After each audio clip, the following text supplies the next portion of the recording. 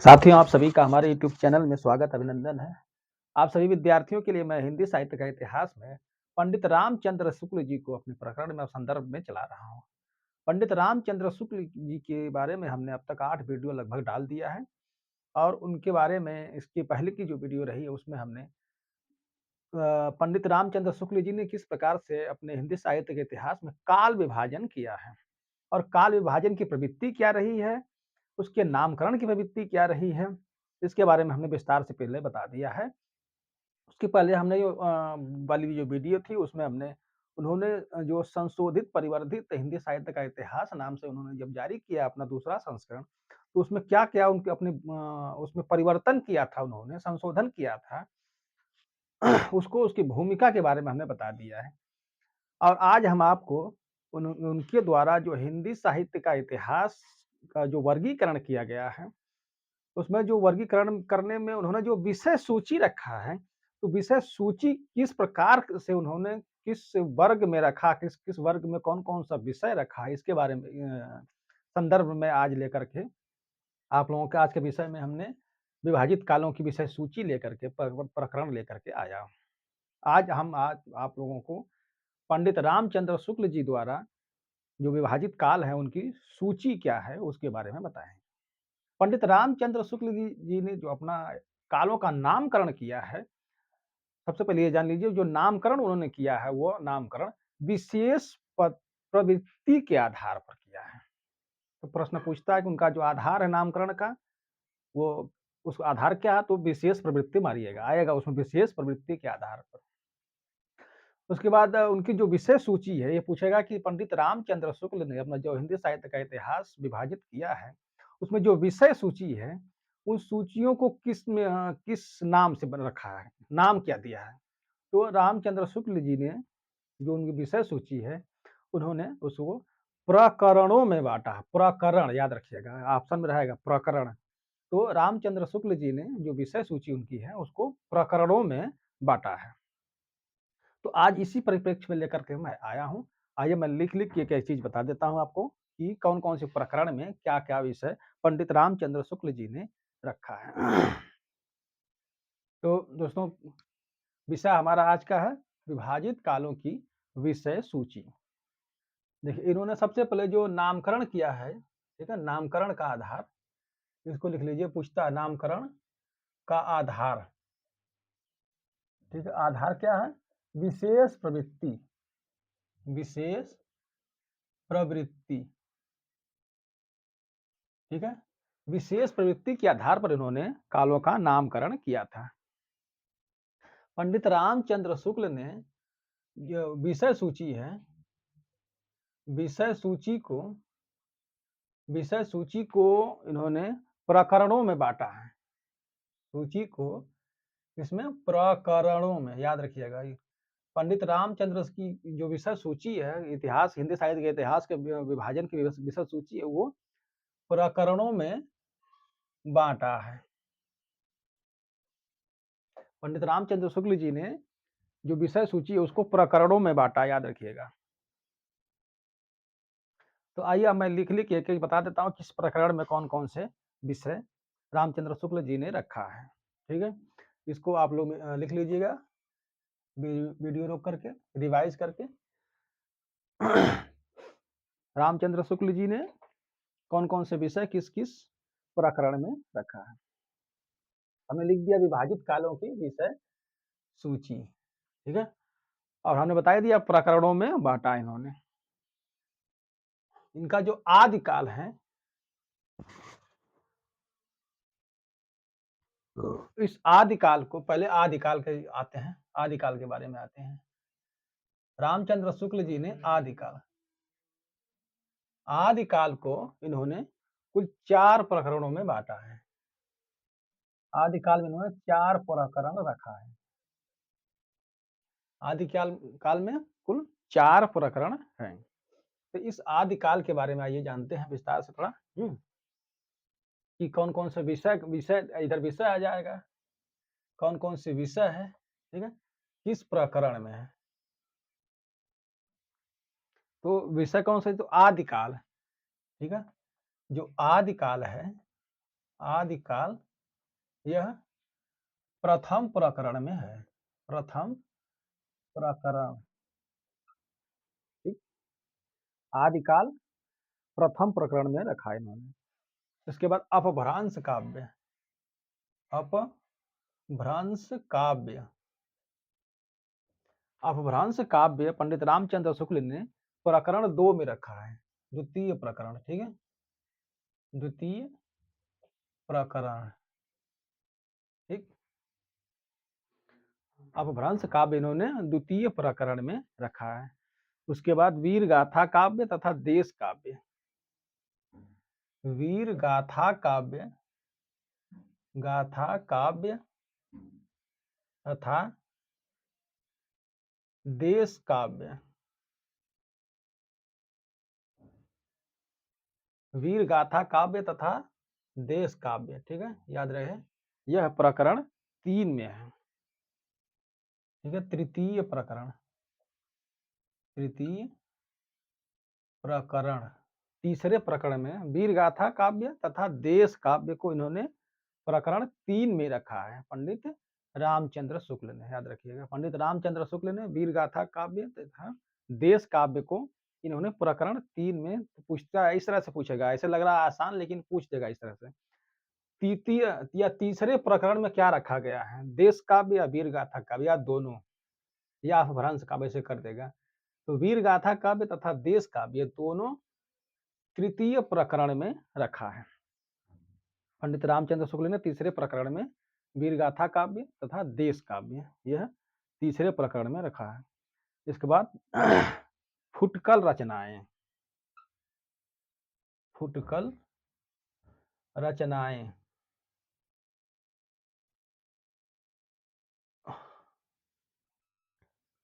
जो फुटकर रचनाएं हैं इन्होंने प्रकरण 4 में रखा है, याद रखिएगा, इसको लिख लीजिए,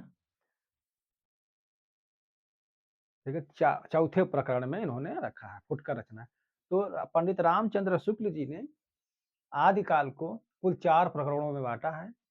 आदिकाल को प्रथम प्रकरण, अपभ्रंश काव्य को द्वितीय प्रकरण, वीर गाथा काव्य तथा देश काव्य को तीसरे प्रकरण में तथा फुटकर रचनाओं को चौथे प्रकरण में रखा है। इसको लिख लीजिए। आगे मैं भक्ति काव्य के, भक्ति काल के बारे में, आदिकाल के बाद भक्ति काल आता है। तो भक्ति काल के में कौन कौन से है जो किस किस प्रकरण में रखा गया है, बार बार पूछता है ये। भक्ति, ये तो आसान होता है, लोग पकड़ लेते हैं, लेकिन भक्ति काल की चीजें नहीं पकड़ पाते हैं। तो इसको वीडियो रोक करके लिख लीजिएगा, मैं इस मिटाने जा रहा हूँ। ये हमने मिटा कर लिख दिया है। आदिकाल के बाद भक्ति काल। भक्ति काल जो पूर्व मध्यकाल, उत्तर मध्यकाल में पूर्व मध्यकाल को ही भक्ति काल कहा गया है। तो भक्ति काल को कुल 6 प्रकरणों में बांटा है। पंडित रामचंद्र शुक्ल ने भक्ति काल को कुल 6 प्रकरणों में बांटा, याद रखिएगा। तो ये हमने इसलिए लिख दिया है।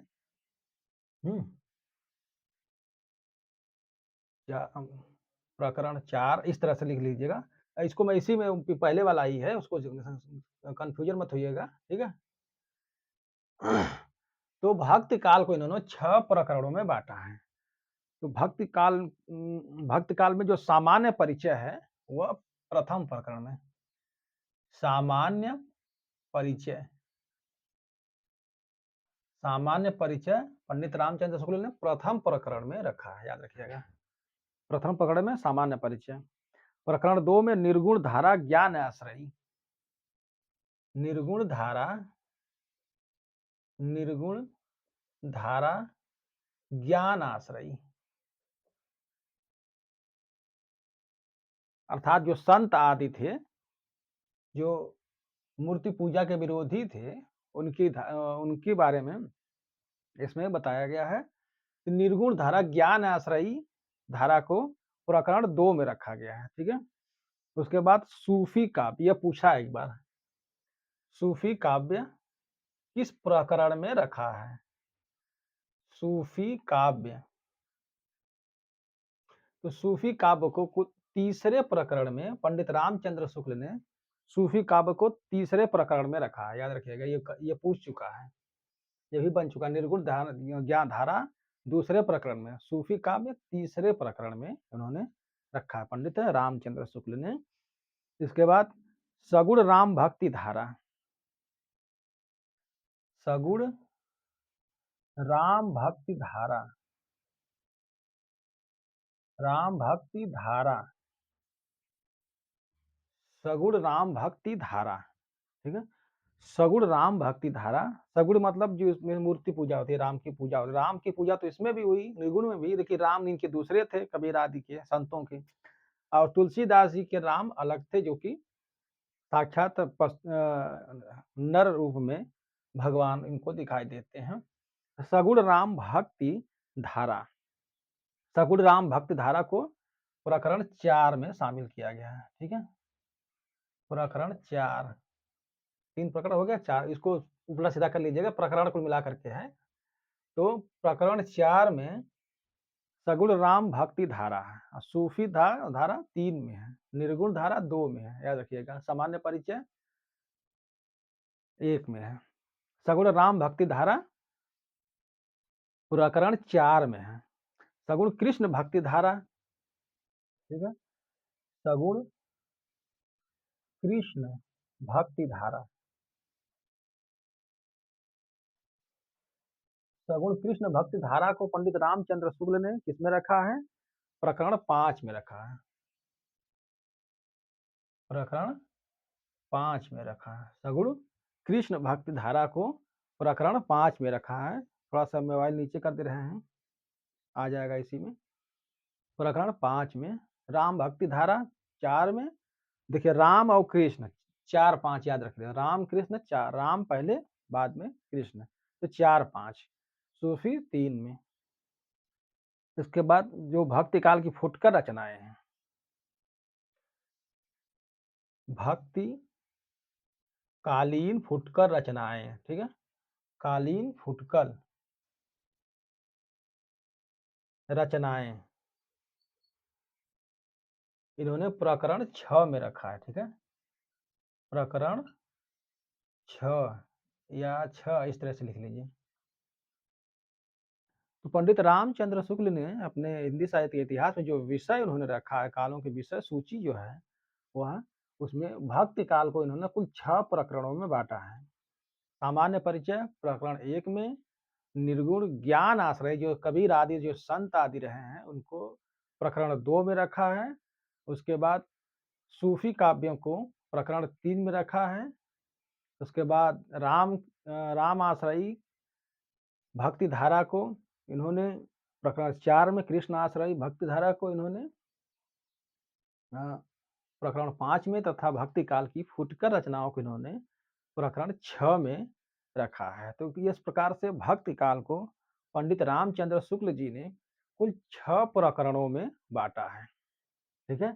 याद रहे, कुल 6 प्रकरणों में पंडित रामचंद्र शुक्ल ने भक्ति काल को कुल 6 प्रकरणों में बांटा है।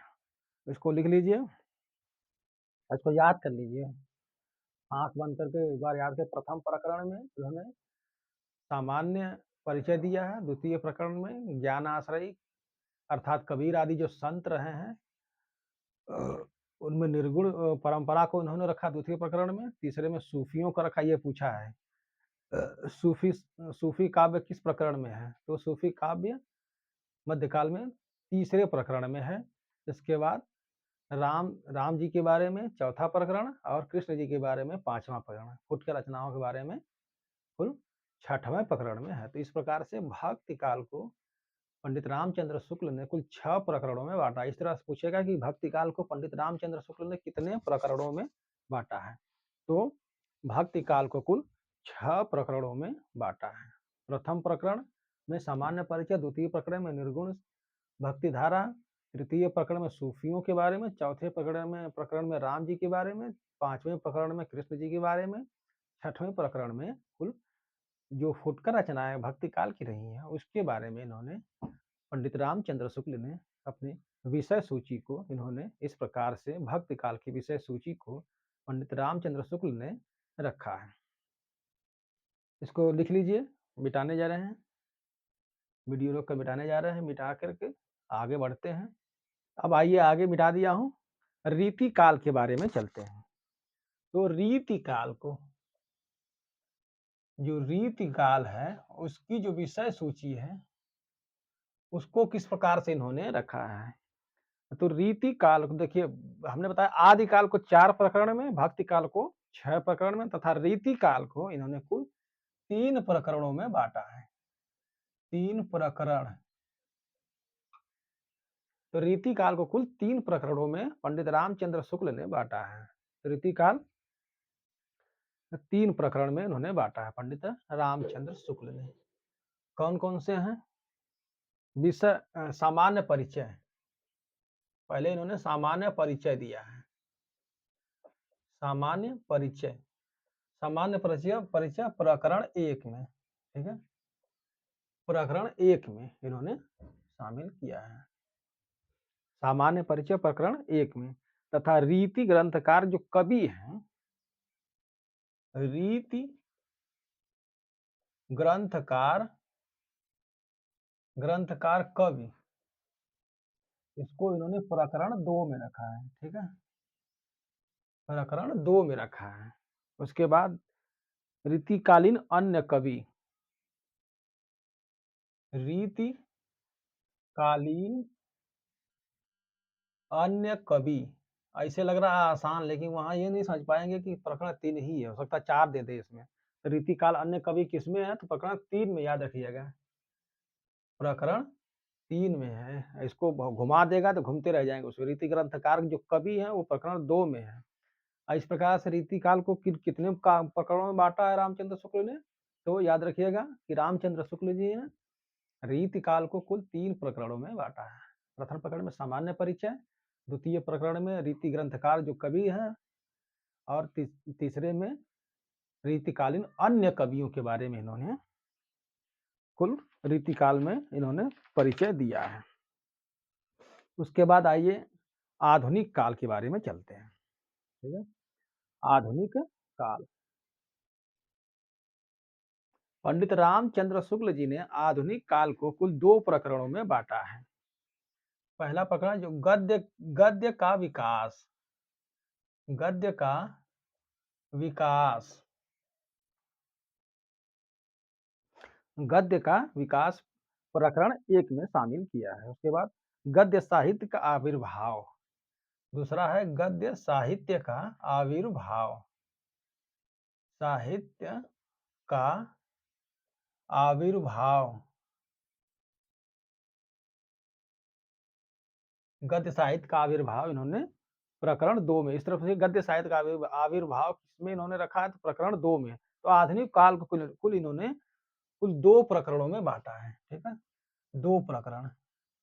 याद रखिएगा, आधुनिक काल को पंडित रामचंद्र शुक्ल जी ने कुल कितने? 2 प्रकरणों में, ठीक है? कुल 2 प्रकरणों में बाँटा है। दोस्तों इसको लिख लीजिए। मैंने आज आप लोगों को पंडित रामचंद्र शुक्ल जी द्वारा जो विषय सूची रही है, उस विषय सूची के बारे में हमने बताया कि किस प्रकार से रामचंद्र शुक्ल ने अपनी विषय सूची प्रकरणों में बाँट करके उसको उप प्रकरणों में विभाजित किया। तो हमने बताया इस प्रकार से आदि काल को 4 प्रकरणों में, भक्ति काल को 6 प्रकरण में, रीति काल को 3 प्रकरण में तथा आधुनिक काल को इन्होंने 2 प्रकरणों में बाँटा। तो रामचंद्र शुक्ल जी ने पूछता है कि उनकी विषय सूची किसमें है, तो किस शब्द शब्द का प्रयोग किया गया है, तो उन्होंने प्रकरण में बाँटा है। तो याद रखिएगा, उसमें भाग लिख देगा, उसमें कुछ भी लिख सकता है, तो इसमें प्रकरण में बाँटा। पंडित रामचंद्र शुक्ल जी ने अपने हिंदी साहित्य के इतिहास को प्रकरणों में बाँटा है और अ, कुल आदि काल, भक्ति काल, रीति काल और आधुनिक काल, कुछ 4 प्रकरण इस तरह से बना कर के सबके अंदर कुछ न कुछ उप प्रकरणों को इन्होंने बाँटा है पंडित रामचंद्र शुक्ल जी ने। तो इससे इससे ये प्रश्न बनता है कि जैसे सूफी काव्य किस प्रकरण के अंतर्गत इन्होंने रखा है? तो अब भक्ति काल में जो सूफी काव्य है, मैं बता दिया, तीसरे प्रकरण में हमने रखा है। हमने क्या? पंडित रामचंद्र शुक्ल जी ने रखा है। पहले प्रकरण में भक्ति काल में साफ-साफ उन्होंने लिखा है कि मैं इसमें सामान्य परिचय दे रहा हूँ। दूसरे प्रकरण में उन्होंने कबीर आदि जो संत रहे हैं, इनकी जो संत परंपरा रही है, निर्गुण धारा रही है, या निर्गुण धारा को दूसरे प्रकरण में इन्होंने रखा। तीसरे प्रकरण में सूफी काव्यों को रखा है। मैंने बताया चौथे प्रकरण में राम आदि जो राम आश्रयी काव्य रहे हैं, उसको चौथे प्रकरण में पंडित रामचंद्र शुक्ल जी ने रखा है। उसके बाद 5वें प्रकरण में कृष्ण आश्रयी भक्ति धारा जो रही है, कृष्ण जी के बारे में उन्होंने चर्चा किया है। उसके बाद छठवें में कुल अन्य कवियों के अन्य जो भक्ति काल की रचना व कवि रहे हैं, उनके बारे में सामान्य रूप से परिचय दिया है। आदि काल के बारे में हम बता दिया कि प्रथम प्रकरण में उन्होंने आदि काल को रखा है। आदि काल को इन्होंने 4 प्रकरणों में बाँट दिया। आदि काल में हमने बता दिया कि आदि काल में जो आदि काल रहा है, उसे प्रथम प्रकरण में, उसके बाद अपभ्रंश काल द्वितीय प्रकरण में, वीर गाथा काल तथा देश काव्य जो रहा है वो तीसरे प्रकरण में तथा फुटकर रचनाएँ चौथे प्रकरण में रखा है। उसके बाद भक्तिकालीन को हमने बता ही दिया। इसके बाद आइए रीति काल को इन्होंने 3 प्रकरणों में रखा है। प्रथम प्रकरण में उन्होंने सामान्य परिचय दिया, दूसरे में रीति ग्रंथकार जो कवि रहे हैं, उनके बारे में परिचय दिया है। उसके बाद तीसरे प्रकरण में रीति ग्रंथकार जो अन्य कवि रहे, उनके बारे में चर्चा किया है। तो पंडित रामचंद्र शुक्ल जी ने जो चौथा प्रकरण उन्होंने आधुनिक काल रखा है, चौथा काल यानी आधुनिक काल रहा है, उस आधुनिक काल को उन्होंने 2 भागों में बाँटा, 2 प्रकरणों में बाँटा है। गद्य का विकास प्रथम प्रकरण तथा गद्य साहित्य का आविर्भाव यह दूसरे प्रकरण में रखा। तो दोस्तों हमने अभी पंडित रामचंद्र शुक्ल जी द्वारा जो उनका इतिहास ग्रंथ है, विषय सूची, उसके बारे में हमने चर्चा किया और आप सभी से निवेदन करता हूँ, आप सभी हमारे चैनल को लाइक, सब्सक्राइब, शेयर ज़रूर करें। मिलते हैं अगले वीडियो में। अगली वीडियो हमारी होगी आधुनिक गद्य का आधुनिक गद्य साहित्य का वर्गीकरण। मिलते हैं तब तक के लिए नमस्कार।